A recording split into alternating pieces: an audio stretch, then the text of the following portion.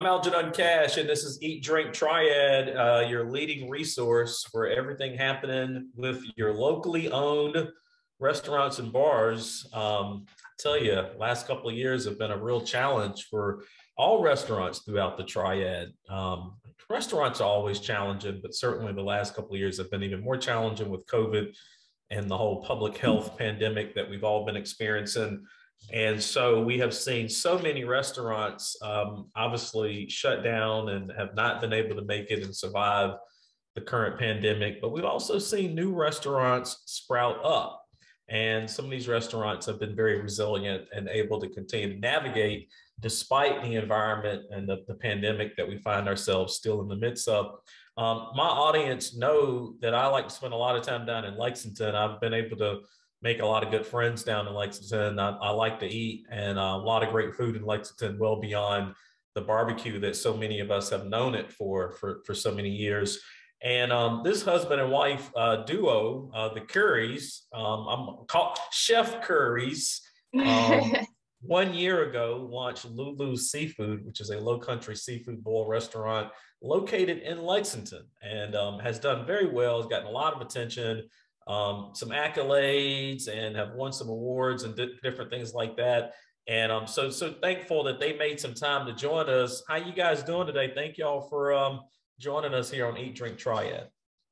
Thanks for having us. Doing great. And Yeah. thanks for bringing us on again. Well, congratulations. 1 year in business. Really, that's got to be exciting, especially when you consider all the challenges the industry has been going through the last couple of years. As I mentioned, unfortunately, some restaurants have not survived. And then here you all are, a new restaurant created in the midst of the crisis and still thriving down in Lexington. How has the past year been for the Currys and Lulu's Seafood?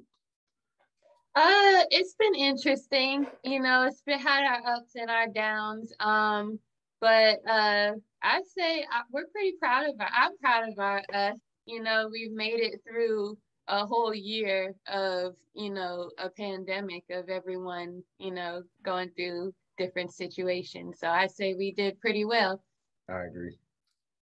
And you guys have not been without challenge. I think everyone, all of us, we go through our struggles and our challenges, but I guess give us some insight on what it's been like the last year. What's been the most challenging, and then maybe tell us what's also been the most surprising to you in the past year. Okay. Probably one of our biggest issues we've come into is different shortages from different suppliers. Like everybody is running out of everything, not just with food, but other industries as well. That's one challenge. Anything you want to speak on? Okay. We'll stay there with the shortage. I think whether it be food shortages or labor shortage, you guys are like a husband and wife duo. So anytime I've come in the restaurant, it's always you. Has the labor shortage been disruptive for Lulu's at all, or is that something you guys have just been able to power through? The labor shortage, we haven't really been affected by it. I guess since we're not too overwhelming busy, my husband and I can handle it. But a lot of the times, most of our employees are young, like high school students or early college students, So when they are home during the busy season, so during the holidays, they're home and they're willing to work, however many hours they want to work, So then when they go back to school, usually it's kind of slowed down, so we can handle it. So. Yeah, you all have a small operation down there. I think that's probably a blessing in disguise for you right now. I think the restaurants that are able to stay small, low overhead, very nimble are most likely going to be the restaurants that get to the other side of this. Restaurants with a lot of overhead and big staff and a lot of prep needs and all these moving parts are the ones that I think that are suffering the most right now because they can't seem to source enough talent to run the operation. But, Right. one thing you all are not immune to, no restaurant is immune to price shocks in terms of supplies and the cost of food, and the fact that it's so difficult to get even just basic things like to-go boxes right now. To-go How are you guys boxes. navigating through that part of the crisis? We make it work. Pretty much just I guess changing and fitting in what we can. We started off with big paper bags and big aluminum pans, and those either ran out or they skyrocketed. So we just had to make it work and find another alternative that'll fit. And I guess then what about food though? Because on the seafood side, I mean, we've seen price fluctuations all across the board. Are you having to change like menu prices, or how are you managing? Yeah, we actually changed our whole entire menu to offer products that were more affordable for us to purchase and sell, and just giving more options so we have other things. So if we do run out, because crab legs and shrimp are our number one sellers, and I'd say crab legs went up about 75% in the past year. So it's kicked our butt, yes, but at the same time, our guests really understand. We've had to raise our prices on our menu, and then we've added different things and more affordable items so that it wouldn't hurt us and we can still make a decent amount of money. But they understand that things aren't as cheap as they used to be. So yeah.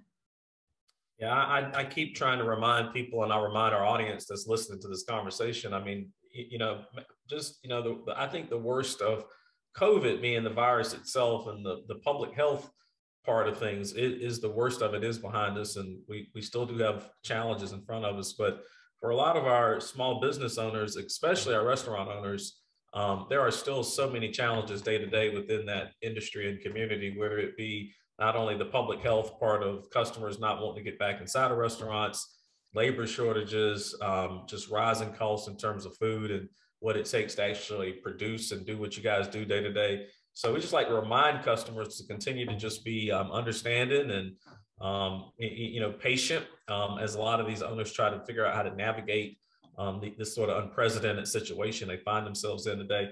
You mentioned your guests, and you also mentioned having to go up on prices. What has been the reaction of folks down in Lexington? Are they understanding or a bit impatient?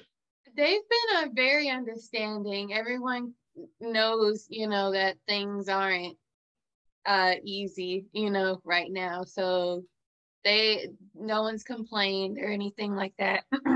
And we're thankful that they're, just falling into line and just making things happen for us, because, without them, definitely wouldn't be able to stay open, so. Well, and I guess for my audience, if you've not heard of the Currys or you're not familiar with Lulu Seafood, we did have them on the Eat, Drink, Triad show. So you can go check that out. That's available on YouTube or Facebook Watch. So you can go learn a lot more about them in depth. For some of my audience that maybe this is the first time they're getting an introduction to Lulu's, the first time they're hearing from you all, just real quick, give them a little bit of background story on your experience in the restaurant business and what motivated you to start Lulu's. Well, my experience in the restaurant business is pretty much my first job. I was serving. I worked in plenty of kitchens. I'm a graduate from culinary school at Horry Georgetown Technical College.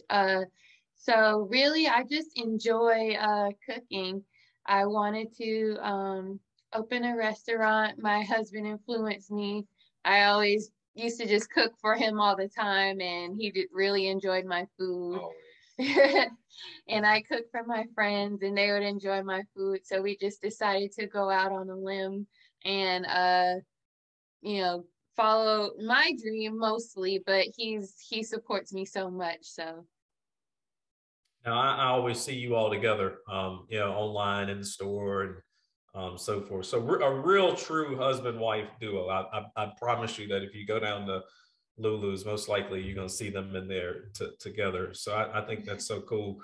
And it's interesting. I always like to ask this question because I have been able to discover so many great restaurants now down in Lexington. Chef John Wilson, he's someone that I rave about a lot, and what they're doing, over at Sophie's, and also Michael Moorfield at Rustic Roots has also become a one that I'm a big fan of.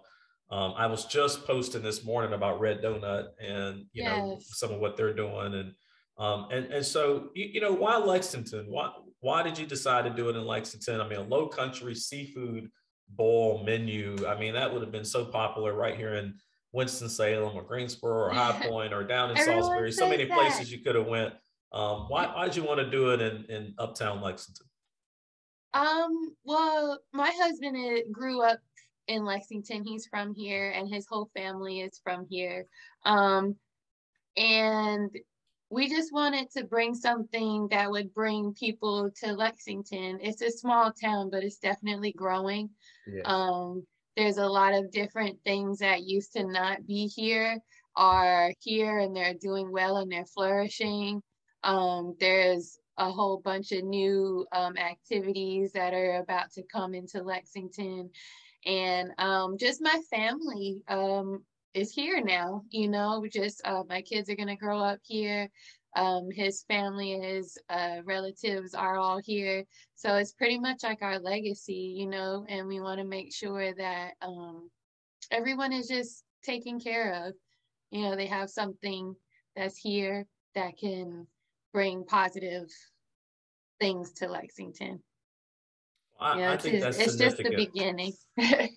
No, I think that's significant because Mayor Clark, who I'm a big fan of, I like him a lot, and he's a big fan of you guys. He raves about y'all a lot too, and but I think for that community and for small communities like Lexington within the Triad, for them to grow, it's going to require young folks like y'all, not only willing to invest capital to start a business, which you've already done, but also willing to invest your time and your energy in that small community, because there are so many other places you could have went and did your venture, but you decided to do it there. You're doing it with intention there, and I think more people like you and John Wilson and Michael Moorfield and Sorrow and so many others down there.